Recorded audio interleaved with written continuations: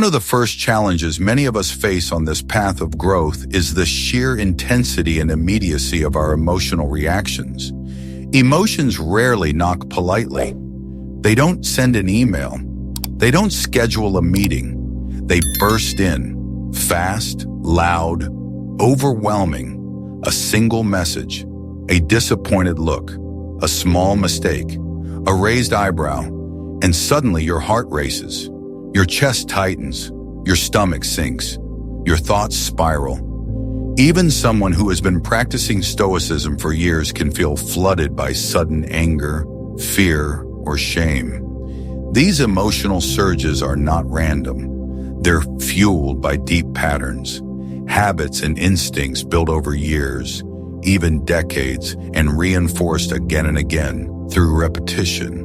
Old comments you heard as a child, old failures you never processed, old fears you never questioned.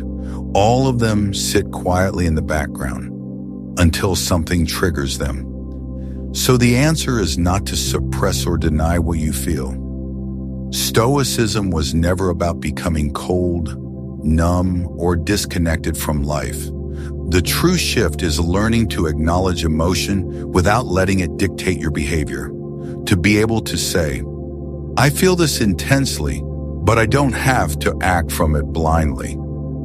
That sounds simple, but in the heat of the moment, it's one of the hardest things you will ever practice. It demands self-awareness. Right when your nervous system is screaming for you to lash out, shut down, or run away, it asks you to do something that feels almost unnatural, to pause, to breathe, to observe what is happening inside you, even for just one breath, one heartbeat, one small space between trigger and response. That tiny space doesn't appear by accident.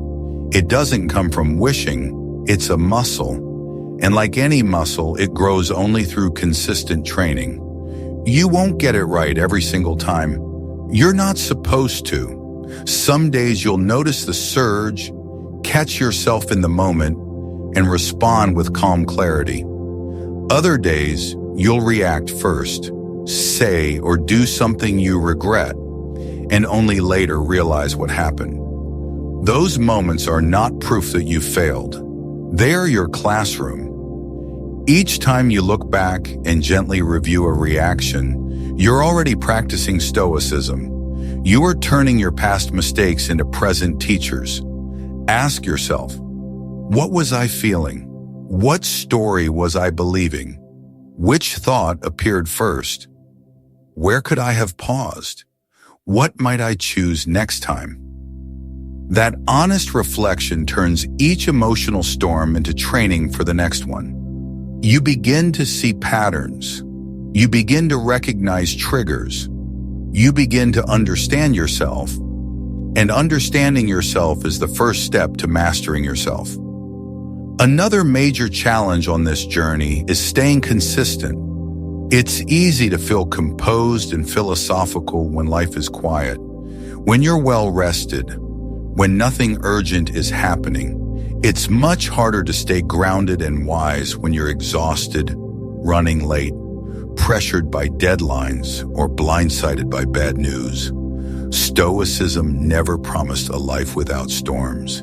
It promised a way to stand inside them, to remain yourself even when everything around you is shaking. This is where the practice of Premeditatio Malorum, the premeditation of evils, becomes deeply practical. Like Marcus Aurelius, you take a few moments each day to quietly anticipate adversity. You imagine frustrations, difficult people, unexpected delays, financial worries, painful conversations, sudden changes in plans. You don't do this to live in fear or to attract misfortune. You do it so misfortune does not own you when it arrives. When you have already met hardship in your mind, its impact in real life is less shocking, less disorienting. You still feel the sting. You still feel the discomfort, but you don't collapse. Instead of thinking, how could this happen to me? You begin to think, I knew life would test me. This is one of those tests. How will I choose to respond right now? Each time you rehearse difficulty, you train your mind to stay steady when difficulty appears. You're slowly building a deep resilience. Imagine you have a big presentation tomorrow. A part of you worries. What if I forget my words? What if they don't like it? With Premeditatio Malorum, you gently walk through those fears in advance. You imagine forgetting a line. You imagine someone looking bored. You imagine a question you can't answer, and then you imagine responding with calm. You pause. You smile. You check your notes. You admit you don't know, and offer to follow up. You see yourself handling it, not perfectly, but with composure, with honesty, with grace. Now, if something similar happens, your mind won't be as shocked. It has seen this before. It knows you can handle it. Overcoming these challenges doesn't come from willpower alone. It requires a real commitment to self-improvement and a sincere respect for Stoic philosophy. It means embracing the process, not just chasing quick results. It means understanding that growth is not linear. There are days of progress, days of setback, days of confusion, and all of them belong. Stoicism invites you to see each obstacle not as an interruption, but as an invitation to practice patience, to practice courage, to practice wisdom, to practice self-control. When you choose to meet life with calm, rational, and resilient responses, the benefits become visible. First, you notice it yourself. You don't feel as easily hijacked. You recover faster. You speak more thoughtfully. You regret fewer reactions. Situations that used to knock you down for days might still hurt, but they no longer define your week or your identity. You start to trust yourself more. You start to feel a quiet confidence, not the loud confidence that shouts and boasts, but the calm kind that comes from knowing, I can handle this. I've handled many things before. Then the people around you notice it too. In personal relationships, you start to become a pillar of stability. Your loved ones don't see you as the person who explodes, shuts down, or disappears. They begin to experience you as someone they can lean on, someone who can hold space for hard emotions without adding fuel to the fire. Instead of reacting impulsively to every stressful situation, you become the person who slows things down. You pause, you listen, you ask questions, you respond with clarity. Your calm doesn't just help you, it gives other people a safe place to land. A child having a meltdown, a partner feeling overwhelmed, a friend in crisis, your presence says, it's okay to feel this. We don't have to panic. We can figure this out. In professional settings, this quality quietly sets you apart. Anyone can stay calm when things are easy. Very few stay composed when everything starts to fall apart. Stoicism helps you become one of those few. This isn't about burying your emotions or pretending nothing affects you. It's about managing your responses in a way that is thoughtful, measured, and constructive. From that state, your decisions become clearer, less driven by fear, ego, or panic. You see more options. You weigh them more carefully. You choose actions that serve both your values and your long-term goals. People naturally trust leaders who remain steady in a storm. Your presence itself starts to carry weight. You become someone others watch and quietly emulate. Choosing actions over emotions builds real mental toughness. The Stoics believe that our greatest trials are also our greatest teachers. Every time you meet a challenge with a calm and composed mind, you're strengthening your ability to face the next one. This resilience can deeply improve your overall well-being. You may notice anxiety easing. You may feel less trapped in cycles of worry and regret. Your sense of life satisfaction grows, not because life becomes easy, but because you trust yourself to handle what comes. You're no longer just reacting to whatever the day throws at you. You are actively shaping how you move through your life. You stop being solely a passenger. You step into the role of a wise driver. Another powerful benefit of this practice is the development of self-awareness and self-regulation. You begin to recognize your emotional triggers, the tones, situations, words, and fears that tend to set you off. Instead of being blindsided by the same patterns, you slowly start to see them as they rise. You catch the first wave before it becomes a storm. You might notice, my chest got tight just now. My jaw is clenching. My thoughts suddenly sped up. These become early signals that tell you, pause, breathe, be careful here. This inner awareness naturally deepens your awareness of others as well. You start to understand that other people are also fighting their own inner battles. You see that a sharp comment might be coming from their fear, their stress, their pain, not from your worth. Instead of taking everything personally, you begin to see their reactions as reflections of their stories, their wounds, their struggles. You judge less. You empathize more. And because of that, you can navigate social situations with much greater skill. You choose your words with more care. You sense when to speak and when to stay silent. You adjust your response to fit the moment without betraying your values. The practice of choosing actions over impulsive emotions gives you tools not just to survive, but to truly thrive. By embodying the principles of Stoicism in daily life, you don't just go through life, you actively grow through life. You keep refining your character, you keep strengthening your mind, and in doing so, you quietly uplift the people around you.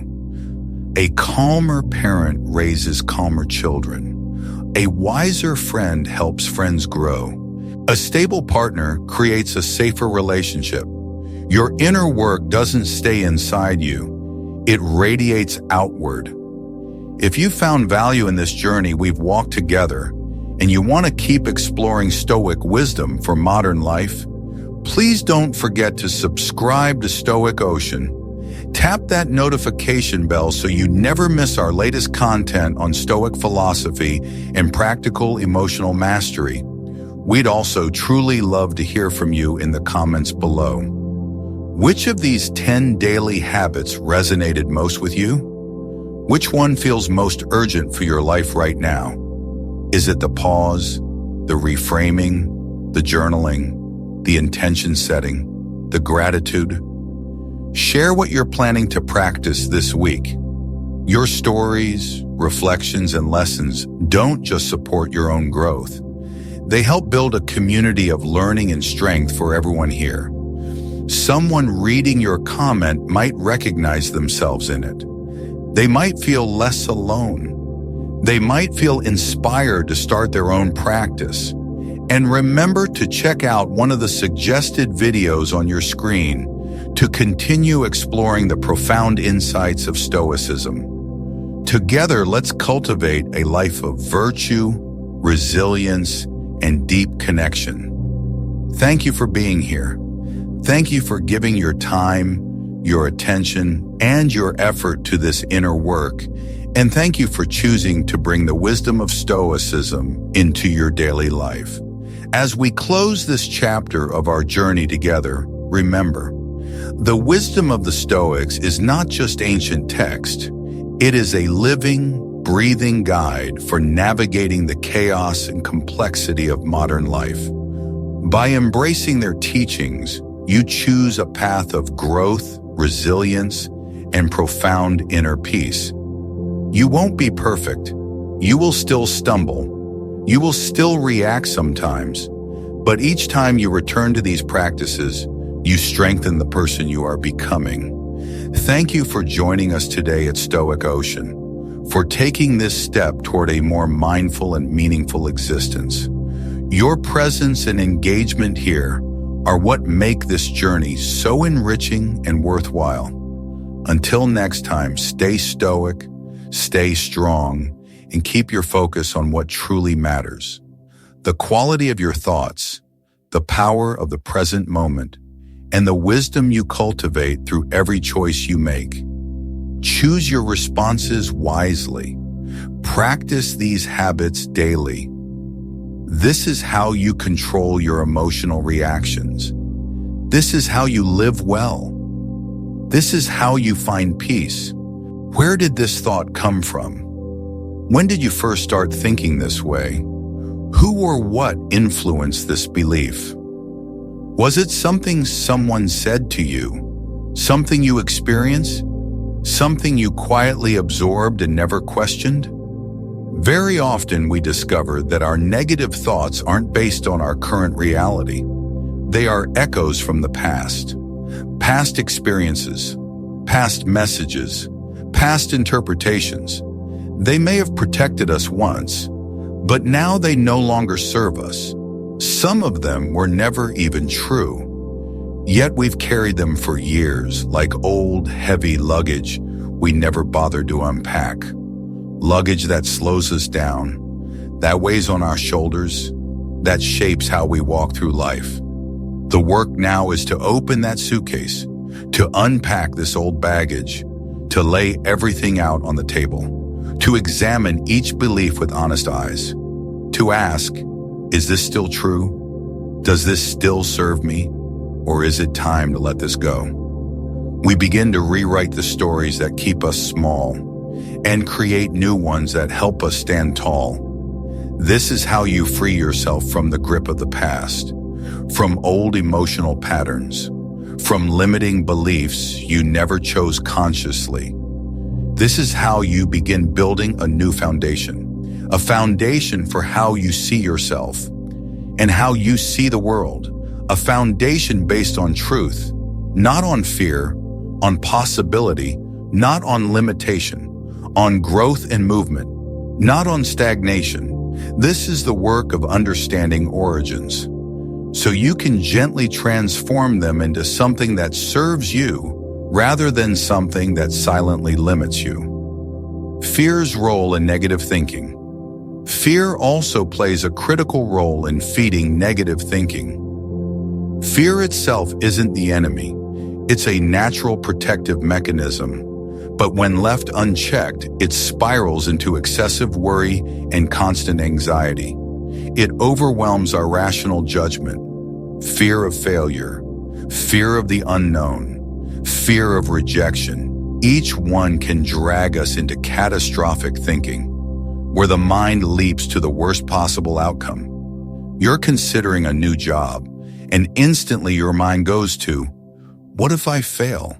What if I'm not good enough? What if they realize I don't belong here? You're thinking about asking someone out, and that inner voice says, they'll say no.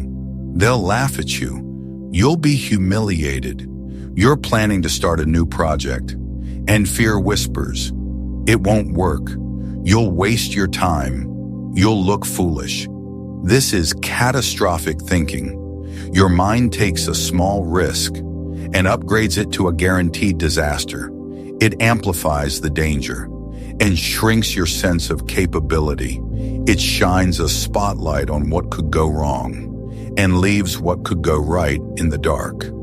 The Stoics offered a powerful antidote, a practice called Premeditatio Malorum, the premeditation of evils. It means calmly visualizing the worst-case scenarios in detail, not to torture yourself, but to lessen their emotional impact if they ever occur. Seneca advised his students to rehearse misfortunes in mind, so that when life struck, nothing would feel truly unexpected. At first, this might sound counterintuitive. Why would you deliberately think about what could go wrong? But here's the power in it. When you face your fears directly, they lose the power to dictate your life. You begin to see that even in the worst-case scenario, you could still respond. You could still adapt. You could still learn and grow. The fear of failure becomes less terrifying when you've already imagined what failure would look like and how you would recover. The fear of rejection loses its sting when you've calmly considered what rejection would mean and how you'd move forward anyway. This doesn't mean you dwell on negativity. It means you prepare your mind so it isn't blindsided. So fear doesn't freeze you before you even take a step. So it doesn't prevent you from acting on your values, pursuing your goals, and living fully. This is the Stoic approach to fear, not avoiding it, not denying it, but turning toward it, understanding it, and choosing to move forward in spite of it. Here's a simple way to practice premeditation. The next time you face something that scares you, pause for a few minutes. Step 1. Imagine the worst-case scenario as clearly as you can. What would actually happen? Not in vague terms, but in specifics. Step 2. Imagine your response. How would you cope? Who could you ask for help? What skills could you rely on? What would recovery look like? Step 3. Picture yourself handling all of this with calm and courage. You see yourself still standing, still learning, still moving forward. You realize that even in the worst-case scenario, you would survive, you would adapt, you would grow. This practice won't erase fear, but it will reduce its grip on you. It shows you that even the worst thing is rarely the end of the story. It's just another chapter, another lesson, another chance to practice virtue. From the Stoic perspective, fear is information. It's trying to tell you something, but it rarely tells the whole truth. It exaggerates risk and underestimates your resilience. When you practice premeditation, you balance the scales. You see both the risk and your capacity to face it. You see both what could go wrong and what you could do if it did. This gives you back your power. Power to move forward even with fear present. Power to take action despite uncertainty. Power to live fully despite the risks. This is how you transform fear from something that stops you into something that simply informs you. From something that controls you into something you can work with. This is the Stoic way. This is how you face fear with courage, with wisdom, with inner strength. Making the unconscious conscious. Many of our negative thoughts are rooted in unconscious beliefs, formed quietly in our early years, shaped by our parents, teachers, and the media. These beliefs often go unchallenged because we don't even know they're there. They operate from the shadows yet influence our choices every single day. Bringing these beliefs into awareness can rob them of their power and allow us to regain control over our inner dialogue. Think about beliefs you might be carrying, beliefs you rarely say out loud. Maybe you believe, I'm not creative, I'm not good with people, I'm not a leader, I don't deserve success, I'm not worthy of love. Where did these beliefs come from? When did you first start believing them? Who told you, directly or indirectly, that this was the truth about you? A harsh comment from childhood, a teacher who ridiculed you, a parent who was always hard to please, a culture that praised perfection and shamed mistakes. Often, we can't answer these questions clearly because the beliefs live below the surface. They quietly shape our reactions, our expectations, our sense of possibility, without us ever questioning them. On top of that, societal and cultural pressures constantly reinforce a sense of not enough. We live in a world that glorifies scarcity, scarcity of time, scarcity of success, scarcity of worth. We are told directly and indirectly that we must always do more, have more, be more. We scroll through social media and compare our messy realities to everyone else's highlight reel. We see their wins, not their wounds, their achievements, not their private doubts, their polished moments, not the nights they questioned everything. This comparison game is rigged because we're comparing our behind-the-scenes footage to someone else's edited trailer. No wonder we come up short. No wonder we feel we're never enough. The Stoic task here is to bring these beliefs into the light, to examine them with honesty and courage, to ask, is this actually true? Or is this just a story I've accepted for too long? Does this belief help me grow? Or does it keep me stuck? Is it aligned with reality? Or with fear, shame, and old expectations? This process takes time. It takes effort. It takes bravery. But the reward is real freedom, because when you make the unconscious conscious, you gain the power to choose, to change the script, to create a different story for your life, a story that reflects who you truly are and who you are still becoming. If you're finding these insights valuable and you're starting to notice how unconscious beliefs might be shaping your thinking, I'd love to hear from you. Subscribe to Stoic Ocean and share in the comments below. What hidden beliefs have you started to notice? How have they been affecting your choices in your life? Your engagement helps us create more content like this, and your reflections help others feel less alone on their journey of self-discovery. Now let's go deeper. The Stoic approach to thought management. Negative thinking is not just something we try to push away. From a Stoic point of view, the goal isn't avoidance. It's understanding, it's examination, and then transformation. We don't simply silence thoughts. We study them. We question them. We reshape them into something more rational, more constructive, more aligned with virtue. By mastering our thoughts, we master our perceptions.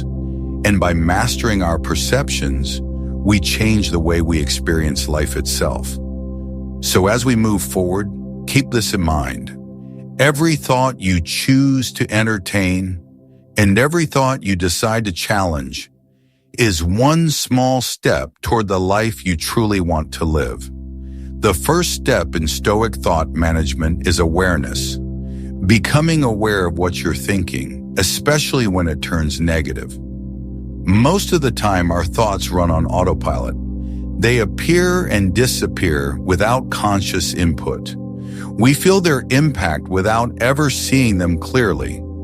But when you start watching your own mind, you begin to notice patterns. You see how often you talk yourself down. You see the situations that trigger the spiral. You see how certain thoughts lead to the same emotions and the same reactions. This awareness is foundational. You cannot change what you refuse to see. You cannot transform what you never slow down to examine. The next step is questioning. When a negative thought arises, don't just accept it as unquestionable truth. Treat it like a claim that needs evidence. Ask yourself, is this thought true? Really true? Or is it just a story I've repeated for years? What evidence do I have that supports this thought? What evidence contradicts it? If this thought were on trial, would it actually hold up? Is this thought helpful? Does it move me forward? Or does it keep me stuck, small and afraid? What would I tell a friend who came to me with this same thought? Would I speak to them with the same harshness I use on myself? Or would I offer patience, kindness, and a more balanced perspective? Very often, we are far kinder to others than we are to ourselves. Stoic practice invites us to extend that same compassion inward. The final step is replacement. Once you have questioned a negative thought and found it biased, distorted, or unhelpful, you don't just leave a vacuum. You consciously choose a more accurate, more empowering alternative. Not blind positivity, but grounded, realistic, supportive thinking. Thoughts that help you act on your values. Not thoughts that paralyze you with imagined doom. Thoughts that encourage, not belittle. That support your growth, not sabotage it. This is Stoic thought management. Not suppressing your mind, but training it. Not pretending everything is fine, but learning to see clearly and respond wisely. Here's a simple exercise you can use next time a negative thought appears. Step 1, stop and breathe. Notice the thought, give it a name. Step 2, ask, is this really true or is this just a story from fear or habit? Step 3, look for evidence. What facts support this? What facts contradict it? Step 4, ask, is this thought helping me? Does it make me wiser, braver, more just? Or does it drain my courage, my clarity, my hope? Step 5, reframe. What's a more accurate, more helpful way to see this situation?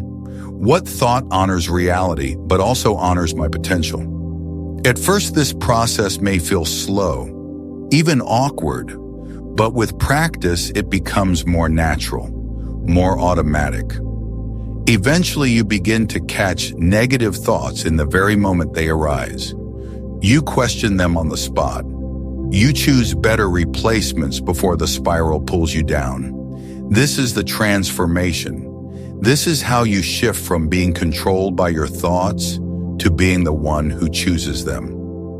This is the Stoic practice, the path to mental freedom. By mastering your mind, you master how you feel, how you respond, and how you live. That is the deepest freedom the Stoics point us toward. Practical Stoic strategies for mental renewal.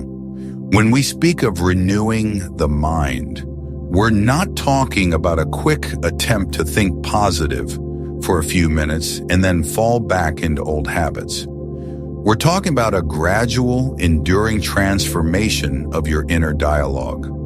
A shift in the way you consistently speak to yourself.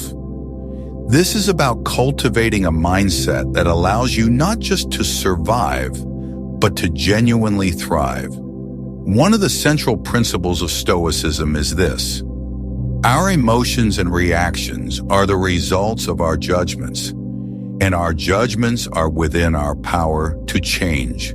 Marcus Aurelius put it simply, you have power over your mind, not outside events. Realize this, and you will find strength. Renewal begins the moment you accept this, the moment you decide to seize responsibility for what you allow to live in your mind, to scrutinize your thoughts for accuracy, fairness, and alignment with your values, and then to reshape them in a way that reflects who you aspire to be. Mental renewal is not a one-time decision. It is a daily discipline, something you return to morning and evening, in quiet moments, and in the middle of storms. One powerful practice is journaling. Take a few minutes each day to write down your thoughts. What you felt, what you feared, what you believed about yourself. Then gently examine them on the page. Which thoughts were driven by fear? Which by old habits? Which align with reality and your values? Journaling brings clarity. It slows down the mental noise. It helps you see patterns you'd otherwise miss. And it gives you a concrete place to start reframing and renewing the way you think. Another practice is meditation or stillness. You don't need a complex technique. Simply sit quietly for a few minutes. Notice your breath. Watch your thoughts as they come and go. Without judgment, Without trying to force them away, just observe. This practice creates space between you and your thoughts. You start to realize you are not every story your mind tells.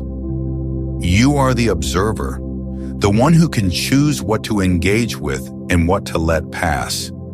This space is where freedom lives. A third practice is gratitude. Each day, deliberately notice what is good, what is working, what you can honestly give thanks for. This doesn't mean ignoring what's difficult. It doesn't mean pretending hard things don't exist. It means refusing to let them cover the entire sky of your life. It means learning to hold both truth and hope in the same mind. Yes, this is hard. Yes, this is painful. And yes, there is still something you can do. Perspective is a practice, not a switch you flip. You train it. You return to it. You rebuild it every single day. When you practice renewal, you're training your mind to see the whole picture, not just the worst moment, not just the sharpest pain, not just the loudest fear. Journaling, reflection, mindfulness, gratitude.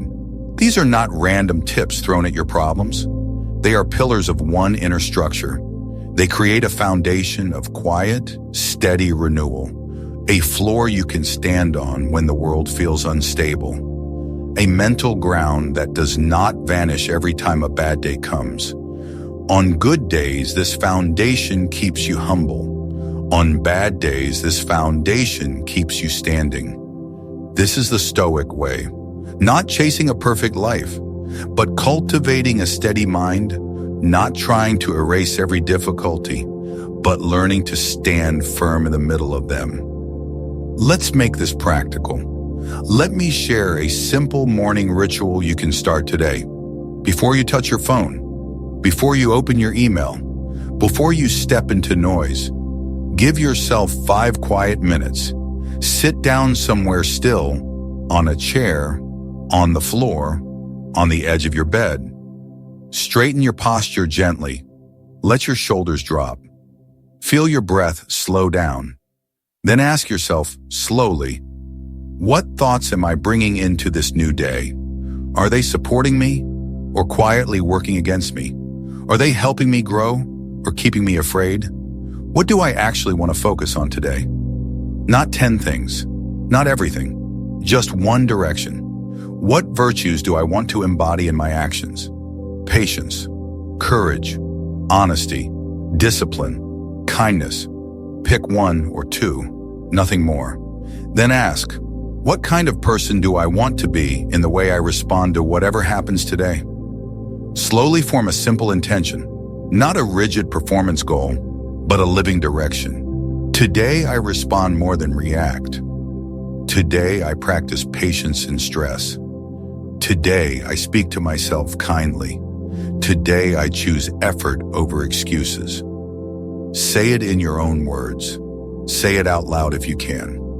You are telling your mind how you intend to show up. This tiny ritual, repeated daily, becomes a quiet kind of armor.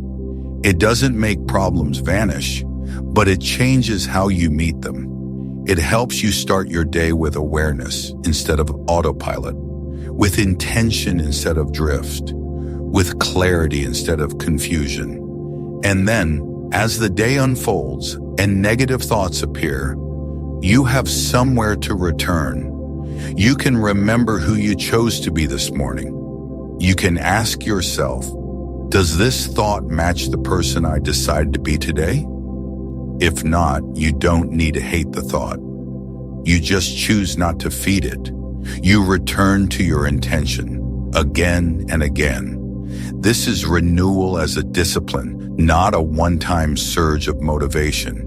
It is a quiet commitment to your own mind, a promise to keep showing up for your inner world, even when no one is watching. Your evenings matter just as much. If mornings set the direction, evenings refine the path. Before you go to bed, give yourself a short, honest review. No lectures, no self-punishment. just truth with kindness. Ask yourself, what thoughts truly serve me today? Which thoughts drain my energy? Where did I act from courage? Where did I act from fear? Where did I react automatically? Where did I pause and choose? If I could replay one moment, what would I do differently? Not to obsess, just to learn. Then ask, what am I genuinely grateful for today? Not what I should be grateful for. What I actually appreciate. A kind message, a solved problem, a small victory, a moment of laughter, a lesson hidden in discomfort. Write down 3 things. Even if they feel small, this is not a time for attacking yourself. It is a time for understanding yourself, for refinement, for gentle course correction. Evening reflection helps you see your patterns clearly. It helps you know yourself deeply, and it prepares your mind to meet tomorrow more wisely. Morning intention, evening reflection. Together they form a continuous loop of mental renewal. You're no longer just drifting through your days and thoughts. You're steering, quietly, imperfectly, but deliberately. This is how your inner dialogue shifts, not in one dramatic moment, but gradually, steadily, day by day, thought by thought, choice by choice. This is the Stoic path to renewal. This is how you shape a mind that helps instead of harms, that empowers instead of restricts, that supports who you are now and who you are becoming. Aristotle's wisdom on excellence and habits. Aristotle once wrote, "We are what we repeatedly do." Excellence, then, is not an act, but a habit.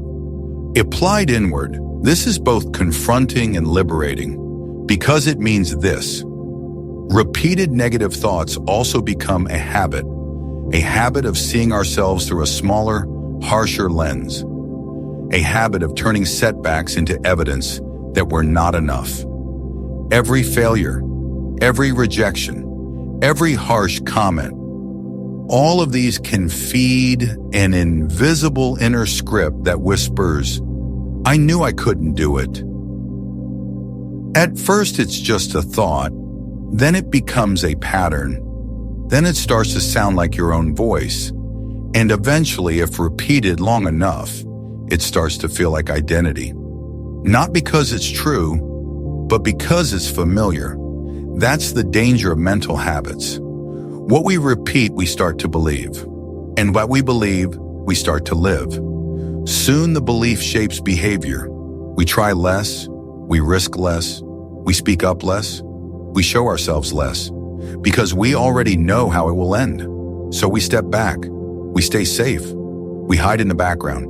And because we hold back, we get fewer chances to grow, to learn, to succeed. Then we point to those results as proof that the belief was right. It always goes wrong. I never get it right. Nothing works out for me. But the reality is softer and more honest.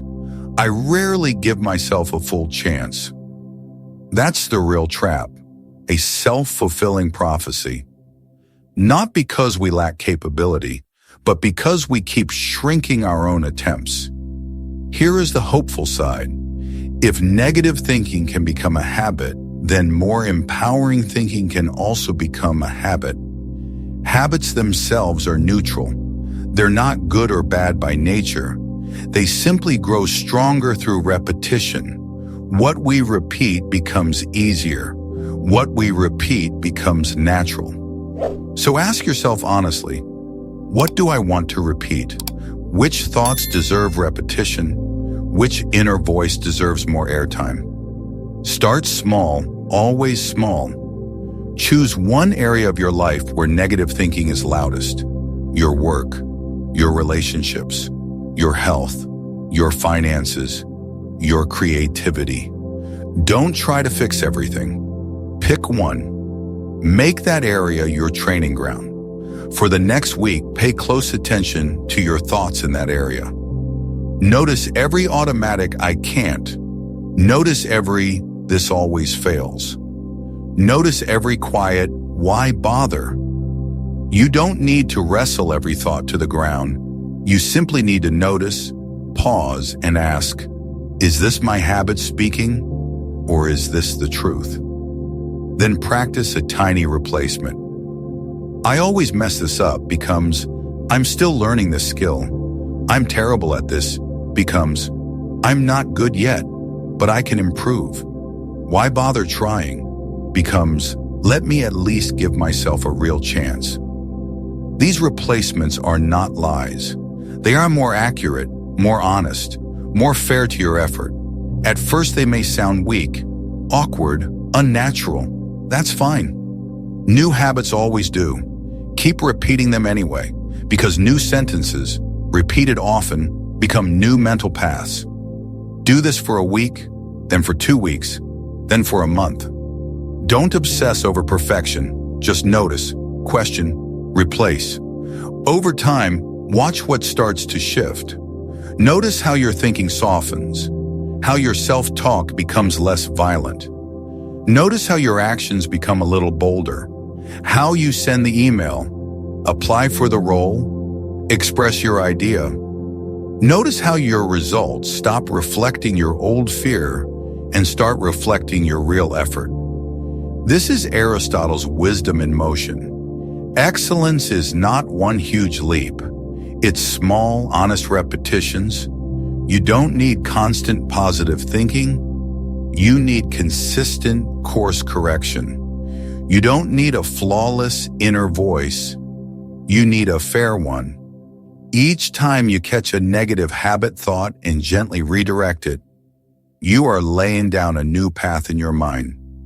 Each time you choose a kinder, more accurate story, you're casting a quiet vote for the person you're becoming. This is how habits are built, through repetition, through practice, through patient consistency, not through willpower explosions, but through small, sustainable choices made again and again. These choices accumulate. They create momentum. They create change. They create transformation. One thought at a time, one decision at a time, one day at a time. You move from a life ruled by negative habits to a life guided by deliberate ones. From I knew I couldn't do it to I'm learning, improving, and I'm not done yet. That is the quiet power of Aristotle's insight, and it is available to you. Starting today, the power of environment and relationships. There is another force shaping your thinking, often more than you realize, your environment, and the people in it. Plato suggested that reality is, in many ways, created by the mind. Change the way you think, and your experience of reality shifts. But here's the twist. What surrounds you heavily influences how you think. The conversations you hear, the attitudes around you, the standards in your circle. All of these act like background music for your mind. You might not notice it consciously, but you feel it. You absorb it. Seneca captured this clearly. Associate with people who are likely to improve you. This isn't about elitism, it's about alignment. Who are you becoming around the people you see most? Do they lift you up or slowly drain you? Do they challenge you kindly or criticize you carelessly? Do they believe in your growth or keep reminding you of your limits? Aristotle also spoke about this when he described friendships. He named 3 types: friendships of utility, friendships of pleasure, and friendships of the good. Utility: we are useful to each other. Pleasure: we simply enjoy each other's company. Good: we share a commitment to virtue and growth. The highest form, the friendship of the good, is built on mutual respect and admiration of each other's virtues. These are the relationships that quietly shape you upward. They don't flatter you blindly. They don't drag you downward. They stand beside you and call you higher. Think about the people you spend the most time with. online and offline, at home, at work, in group chats, in your feed. Do they speak with bitterness or with perspective? Do they feed your fears or remind you of your strength? Do they normalize complaining or normalize responsibility? If you are constantly soaking in negativity, gossip, and cynicism, it becomes very hard to maintain a clear, steady mind. Not because you are weak, but because you are human. We mirror what we see, we absorb what we hear. So be intentional. This doesn't mean cutting everyone out. It means choosing where you place your attention, who you confide in, whose opinions you carry home. Start small here too. Limit the time you spend in spaces that leave you drained. Seek out even one person who wants to grow, who wants to think clearly, who wants to live with virtue. Have deeper conversations. Share what you're learning. Ask what they're learning. Become together a friendship of the good, and just as importantly, be that person for others. Be the friend who listens, who doesn't feed drama, who doesn't pour gasoline on someone's fear. Be the one who asks, what's in your control here? How can you respond wisely? Create tiny pockets of Stoic energy around you. A group chat, a weekly call, a quiet coffee. Over time, your environment will begin to support your thinking instead of sabotaging it. This is the power of environment. This is the power of relationships. You don't control everything around you, but you can choose who you walk with, and that choice will shape the direction of your mind. Taking action, the Stoic way. There is one more step many people skip. They understand the ideas, they feel inspired, they have good intentions, but they never move. The Stoics are very clear. Understanding is not enough. Intention is not enough. Action is essential. Epictetus put it bluntly. First say to yourself what you would be, and then do what you have to do. In other words, decide who you want to be, then take the next action that matches that decision. Not someday, not when you feel ready. Now. Taking action, in the Stoic sense, means engaging in behaviors that reinforce your philosophy. It means letting your values show up in your schedule. Wisdom, justice, courage, temperance. These are not just words. They are things you can practice. When you take action aligned with these virtues, you directly challenge the negative thoughts that call you incapable or unworthy. You don't argue with those thoughts. You outgrow them. Think of every action as a vote, a small vote for the person you want to be. You don't need 100% of the votes.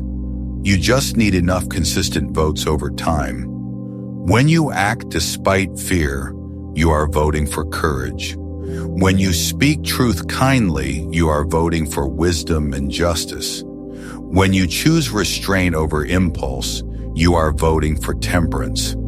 This is how identity shifts, not through affirmations alone, but through embodied decisions. Start very small. Pick one area where negative thinking is holding you back. Then choose one small action you've been avoiding. Send the email. Make the call. Study for 20 minutes. Go for the 10-minute walk. Don't wait for confidence. Confidence is often the result of action, not the starting fuel. When you act, you create evidence. Evidence that you can do hard things. Evidence that you can move even with fear in your chest. Over time, this evidence becomes stronger than your old stories. I can't do this slowly becomes, I'm learning to handle this. I always freeze becomes, sometimes I struggle, but I keep showing up. You are rewriting your narrative with your behavior. This is the Stoic way, not waiting for perfect feelings, but choosing aligned actions again and again. The power of words in Stoicism. There is one more tool we often overlook: our words. Stoic philosophy emphasizes that it's not only our actions that reflect our character, but also our speech, the way we talk to others, and the way we talk to ourselves. Epictetus advised, first learn the meaning of what you say and then speak. He understood that words do more than describe reality, they shape it. The Stoics knew that careless words can tear down the inner citadel of the mind, while disciplined, honest words can strengthen it. Marcus Aurelius, in his private meditations, often reflected on speech. He reminded himself to speak truthfully, briefly, and kindly, to avoid gossip, to avoid cruelty, to avoid unnecessary drama. Our words are like tools. We can use them to build understanding, or to build walls. We can use them to calm the mind, or to inflame it. So ask yourself, how do I speak when I'm frustrated? How do I speak about myself when I make a mistake? Do my words heal, or do they harm? Begin with your inner speech. Catch phrases like, I'm such an idiot. I always ruin everything. Of course this happened to me. These are not harmless jokes. They are rehearsals. Rehearsals of a story you do not want to live. Replace them with language that is still honest, but not destructive. I made a mistake here. I can learn from this. This is painful, but I can handle it. Notice the difference. Both are true, but one destroys you. The other develops you. Then extend this awareness outward. Speak to others the way you wish your own inner voice would speak. Firm when needed, but never cruel. Honest, but not cutting. Clear, but not cold. When your words align with Stoic virtues, honesty, restraint, kindness, you're not just helping others. You're reinforcing your own mind. You're reminding yourself of the kind of person you are choosing to be.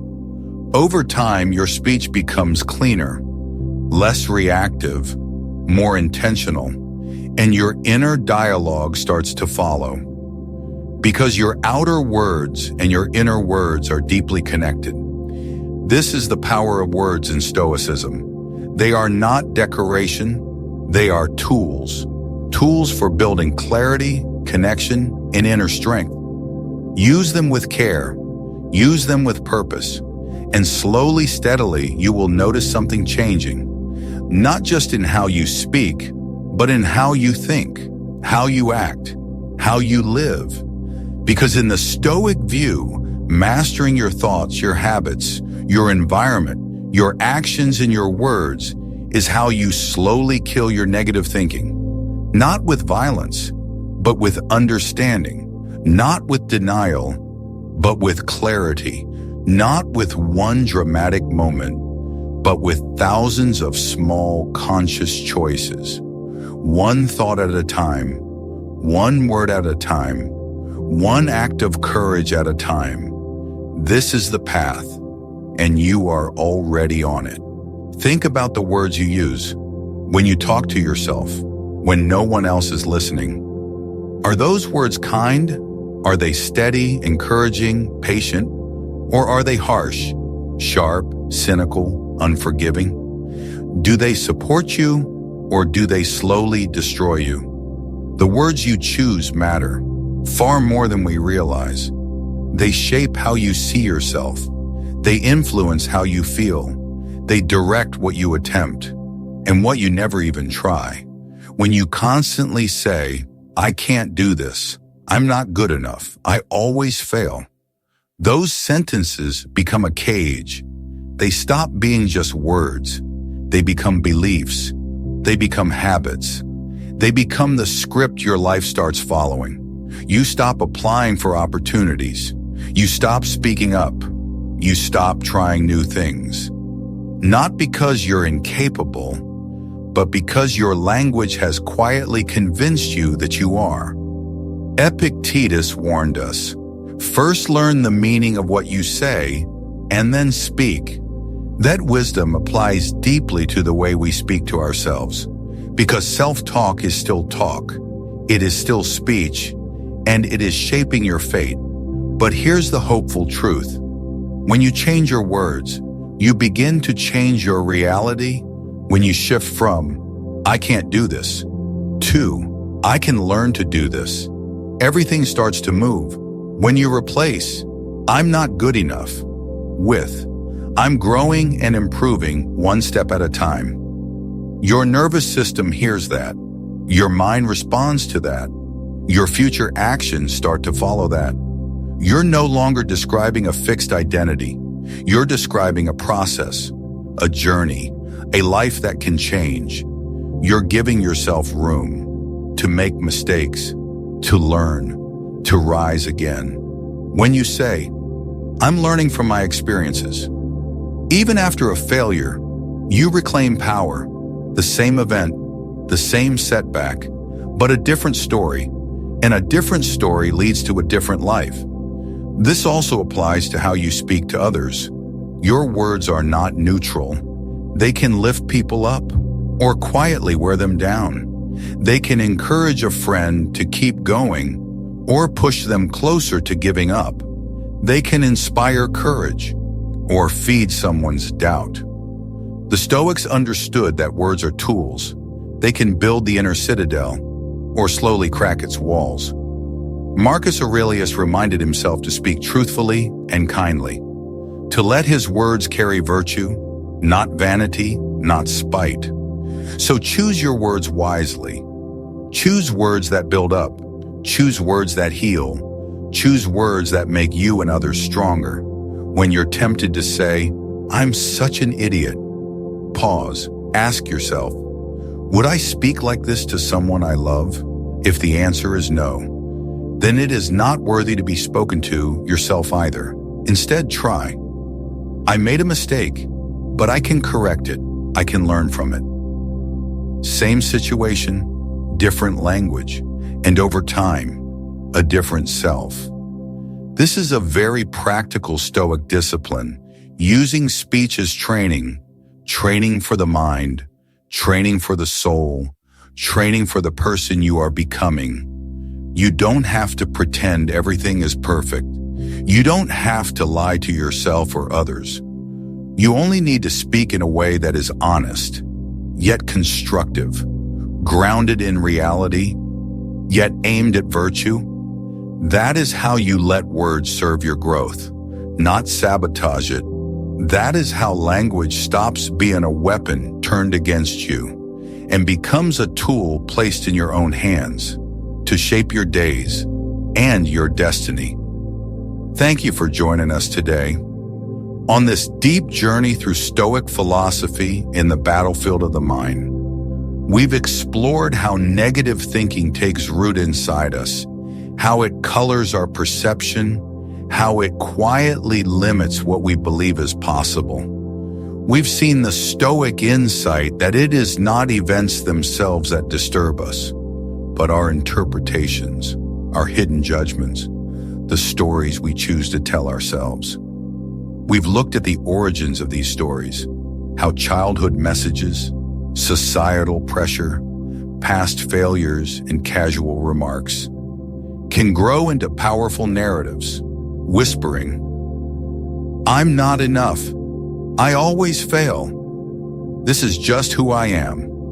We've walked through Stoic practices for making the unconscious conscious, for bringing buried beliefs into the light, so they can be examined, questioned, and rewritten.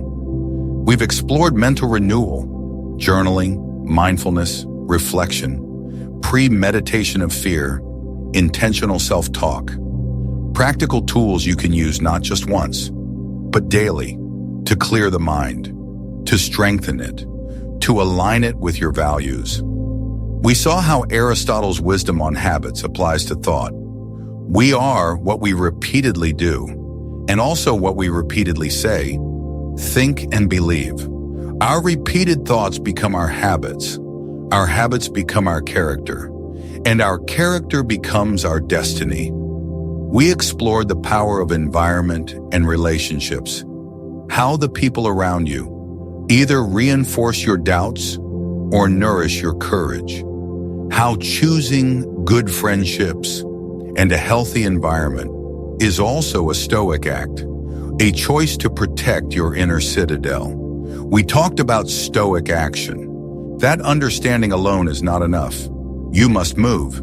You must take steps, small, imperfect, but real.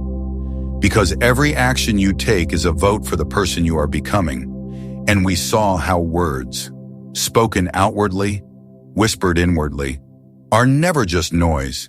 They are seeds, planting beliefs, shaping moods, guiding decisions, and slowly writing the story of your life. Remember this: the thoughts you entertain, the fears you listen to, the words you repeat, and the actions you take, together they forge your path.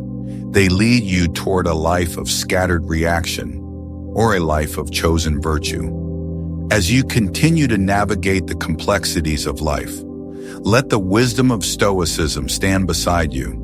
Let it remind you to pause before reacting, to question the story behind your feelings, to separate what you control from what you do not, and to meet each challenge as a chance to practice virtue.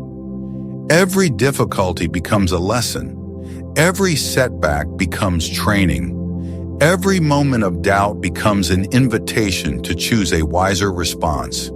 Here at Stoic Ocean, we're not just collecting quotes. We're building a community, a circle of people committed to living with intention, to thinking with clarity, to acting with purpose, to walking the path of wisdom in a noisy, distracted world. If this journey has given you insight, or even just one useful tool, I'd love for you to subscribe to Stoic Ocean and tap that notification bell so you won't miss our next exploration into Stoic philosophy and practical wisdom for daily life. We'd also truly love to hear from you in the comments below. What insight resonated most deeply with you today? Was it about fear, about habits, about self-talk, or about choosing action over rumination? And more importantly, how are you planning to apply these principles in your actual life? Your reflections don't just help you, they help others who read your words. They remind someone on the other side of the world that they are not alone in this inner struggle. So share your experience, your challenges, your small victories. We grow together. Remember to check out one of the suggested videos on your screen to continue exploring the profound insights of Stoicism. Each video is another step, another perspective, another tool for your journey. Together, let's cultivate a life of virtue, resilience, and deep connection. A life where thoughts serve wisdom, not fear, where words build, not break, where actions reflect the best within us. Thank you for being here. Thank you for walking with us, and thank you for choosing to bring the wisdom of Stoicism into your own life. As we close this chapter of our journey together today, remember this: Stoic wisdom is not a dead relic. It is a living guide, a quiet companion for navigating modern chaos with ancient clarity. By embracing these teachings, you are not chasing perfection. You are choosing a path of growth, of resilience, of inner stillness, even when the world is loud. Thank you again for joining us at Stoic Ocean, for taking this step toward a more mindful and meaningful existence. Your presence and engagement here are what make this journey alive and worthwhile. Before you leave, I invite you to do one thing. Choose one sentence you will stop saying to yourself. Maybe it's, "I'm always a failure," or "No one ever chooses me." Whatever it is, decide that it no longer has a place in your life. Then choose one new sentence to replace it. I am learning from every attempt. I am worthy of respect and love. I can grow through effort and time. Write it down. Say it out loud. Carry it into tomorrow. Let that be your first small act of resistance against negative thinking. Your first conscious choice to change the script. From this moment on, choose your responses wisely. Guard the quality of your thoughts. Return to the present moment whenever you feel lost, and keep cultivating the quiet inner strength that Stoicism offers. Practice these principles daily, not perfectly, but sincerely. This is how you weaken your negative thinking. This is how you build a calmer, clearer mind. This is how you live well, and this is how you begin to find real peace.